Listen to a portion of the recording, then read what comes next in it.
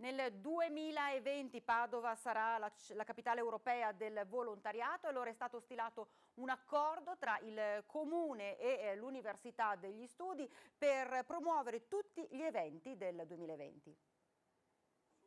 L'Università di Padova si impegna tra l'altro a assegnare una laurea honoris causa sul tema della giustizia sociale e ad assegnare crediti formativi agli studenti coinvolti in iniziative di volontariato, mentre il Comune darà rilievo in tutti i modi alla partecipazione dell'Università agli eventi celebrativi. Il rettore Rizzuto e il sindaco Giordani hanno firmato un protocollo per promuovere la città, che sarà capitale europea del volontariato nel 2020. Padova è grata all'Università di esserci, come penso sia il rovescio.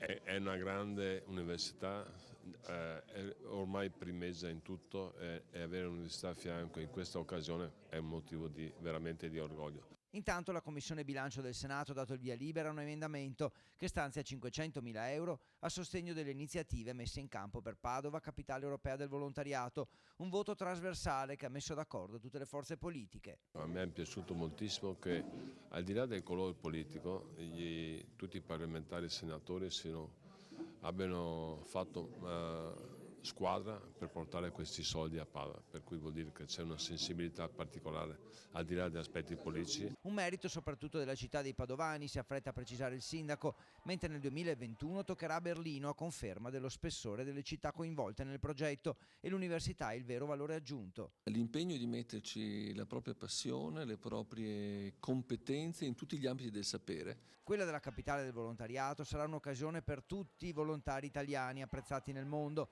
L'appuntamento è per il 7 febbraio, quando in città arriverà il Presidente della Repubblica per l'apertura ufficiale delle celebrazioni.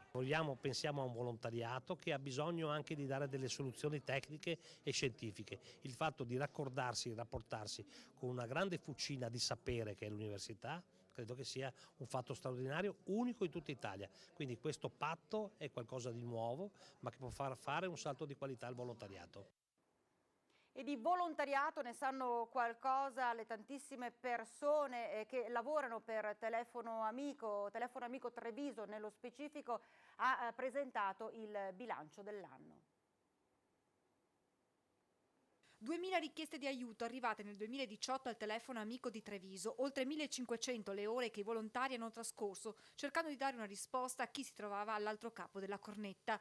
Uno dei principi dell'organizzazione è quello dell'anonimato, sia per chi chiama sia per chi risponde. Così anche la vicepresidente preferisce non rendere nota la sua identità, essendo lei stessa una volontaria. Ci racconta come la gran parte delle telefonate riguardi persone che si sentono sole, che chiedono di essere ascoltate, come in questo caso. Reclamava proprio con sofferenza nella voce un bisogno di dignità. Lui reclamava: io voglio un po' di dignità nel mio star male, nella mia malattia, nel mio essere così. E questo mi ha commosso. Sono più gli uomini a chiamare, mentre l'età media è compresa tra i 35 e i 55 anni. Si tratta soprattutto di persone che soffrono di un malessere interiore o di disturbi psicologici.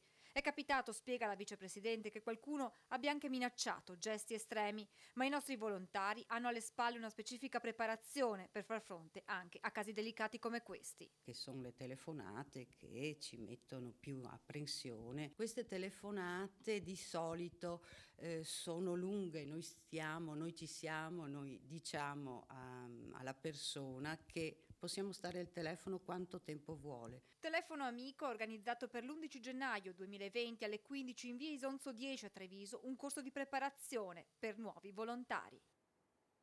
Questo era l'ultimo servizio, grazie per averci seguito, una buona serata a tutti voi, arrivederci.